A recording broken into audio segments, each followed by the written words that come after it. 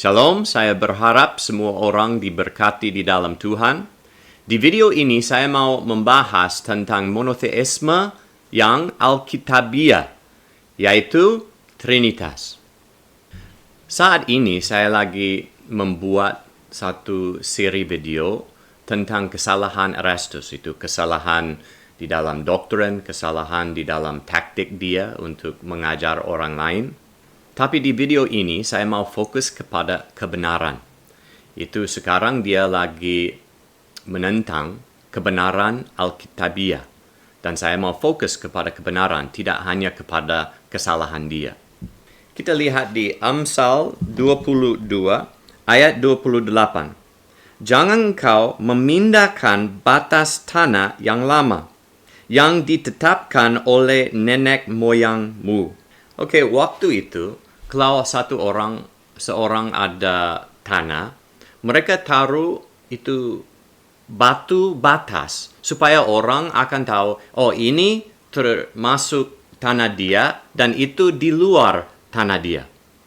Tapi kalau ada seseorang yang tidak jujur waktu itu, mereka akan memindahkan batu batas itu, supaya tanah mereka jadi lebih besar, dan tanah itu tetangga mereka akan jadi lebih kecil. Jadi ini satu cara untuk orang tidak jujur supaya mereka bisa dapat lebih banyak. Ini sama seperti orang yang mengajar ajaran sesat. Mereka mau orang mengikuti mereka, tidak mengikuti Yesus Kristus, Tuhan kita. Kita dulu mau lihat batu batasan di agama kita, kepercayaan kita. Sebelum kita mencoba untuk mengerti tentang monoteisme Alkitabiah, kita mau lihat di dalam Alkitab ditulis apa. Kita mau lihat 3 doktrin yang jelas sekali di dalam Alkitab. Dan 3 doktrin ini itu jadi batu batasan untuk kepercayaan kita. Oke, mau lihat batu batasan yang pertama di Ulangan pasal 6 ayat 4.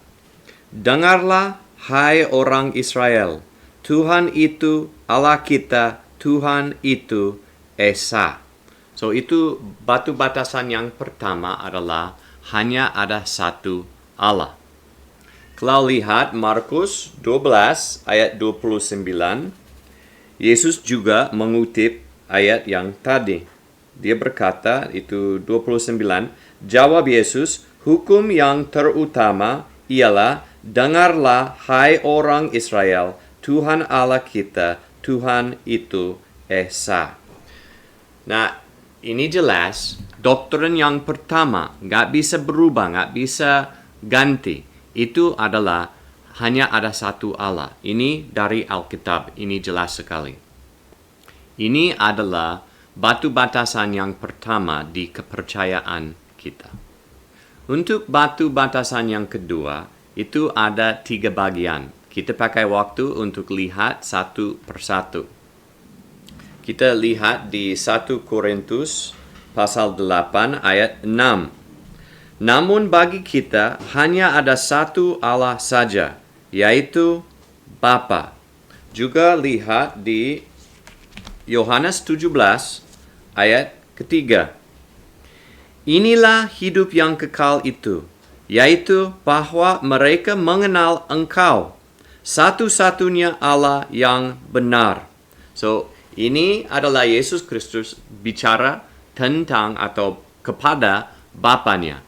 Dan dia berkata, itu Bapanya itu satu-satunya Allah yang benar. Jadi bagian pertama dari batu batasan yang kedua adalah itu Bapa di surga adalah Allah. Oke, untuk bagian kedua di batu batasan yang ini, kita lihat di 1 Korintus pasal 2 mulai di ayat 11. Karena kepada kita Allah telah menyatakannya oleh Roh. Sebab Roh menyelidiki segala sesuatu, bahkan hal-hal yang tersembunyi dalam diri Allah. Siapa gerangan di antara manusia yang tahu apa yang terdapat di dalam diri manusia selain roh manusia sendiri yang ada di dalam dia. Demikian pula, tidak ada orang tahu apa yang terdapat di dalam diri Allah selain roh Allah. Oke, juga lihat di Kisah Para Rasul pasal 5 ayat ketiga. Tetapi Petrus berkata, Ananias, mengapa hatimu dikuasai iblis sehingga engkau mendustai Roh Kudus? Dia mendustai Roh Kudus dan menahan sebagian dari hasil perjualan tanah itu. Ayat 4. Selama tanah itu tidak dijual, bukankah itu tetap kepunyaanmu? Dan setelah dijual, bukankah hasilnya itu tetap dalam kuasamu? Mengapa engkau merencanakan perbuat itu dalam hatimu? Engkau bukan mendustai manusia, tetapi mendustai Allah. So, di ayat 4, dia berkata dia mendustai Allah. Itu siapa? Di ayat ketiga, mendustai Roh Kudus. Jadi, dari dua ayat ini, bisa lihat Roh Kudus adalah Allah. Ini bagian kedua dari batu-batusan yang kedua. Oke, mau lihat bagian ketiga? Kita lihat Yesaya pasal 44 ayat 6. Beginilah firman Tuhan, Raja dan Penebus Israel, Tuhan semesta alam. Akulah yang terdahulu dan akulah yang terkemudian. Tidak ada Allah selain daripadaku. Terus kalau lihat di Wahyu pasal 22, lihat mulai di ayat 12. Sesungguhnya aku datang segera dan aku membawa upahku untuk membalaskan kepada setiap orang menurut perbuatannya. Ini Tuhan Yesus waktu dia akan datang kembali lagi. Ayat 13. Aku adalah Alfa dan Omega, yang pertama dan yang terkemudian, yang awal dan yang akhir. Dari sini bisa lihat jelas, Yesus adalah Allah. Ini bagian ketiga dari batu batasan yang kedua. Jadi batu batasan yang kedua di kepercayaan kita adalah Bapa di surga adalah Allah, Roh Kudus adalah Allah, dan Yesus Kristus adalah Allah. Tiga bagian ini tidak bisa diubah atau ditolak oleh orang Kristen. Kalau mereka menolak ini, mereka tidak orang Kristen lagi. Karena ini dasar dari kepercayaan kita. Oke, kita lihat batu batasan yang ketiga. Kalau di Yohanes 14, mulai di ayat 16. Aku akan minta kepada Bapa, dan ia akan memberikan kepadamu seorang penolong yang lain. Nah, kalau bahasa Indonesia itu tambah seorang, tapi sebenarnya itu kepadamu penolong yang lain. Supaya ia menyertai kamu selama-lamanya, yaitu roh kebenaran. So, dari ini, kita bisa lihat ada tiga.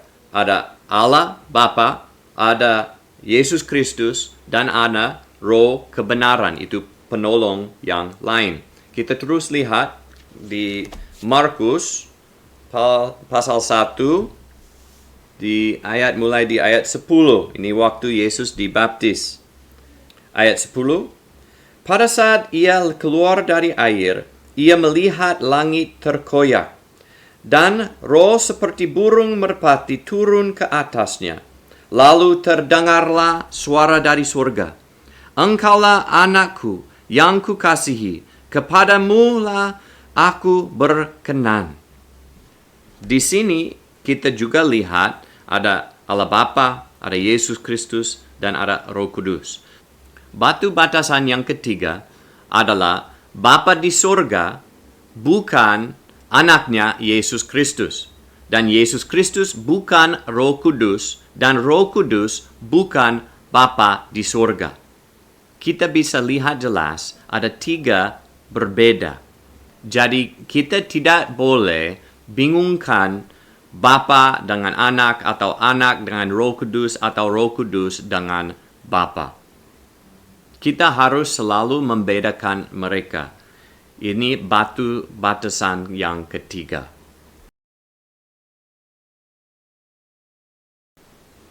Nah, 3 batu batasan ini, maksudnya 3 doktrin yang paling dasar tentang sifat Allah di dalam Alkitab.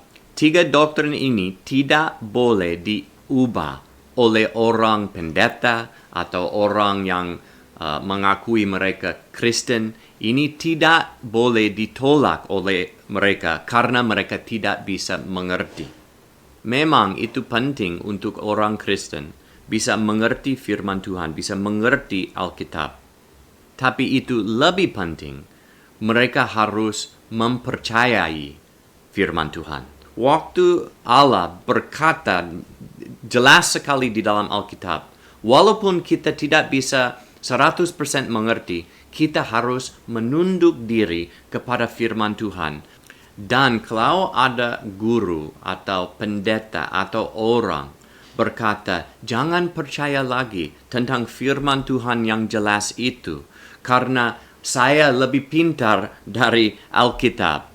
Mereka orang bahaya. Kita harus waspada kepada orang seperti itu. Karena orang seperti itu sudah jadi sombong. Mereka sudah mempercayai kepada diri sendiri, tidak lagi kepada firman Tuhan. Dan kalau kita mengikuti mereka, kita akan jatuh bersama mereka. Nah, walaupun kita mengerti firman Tuhan atau tidak mengerti firman Tuhan, kita akan mempercayai kepada firman Tuhan. Karena kita orang Kristen, kita orang percaya kepada Yesus Kristus. Saya berharap video ini ada manfaat untuk kalian semua. Tuhan memberkati.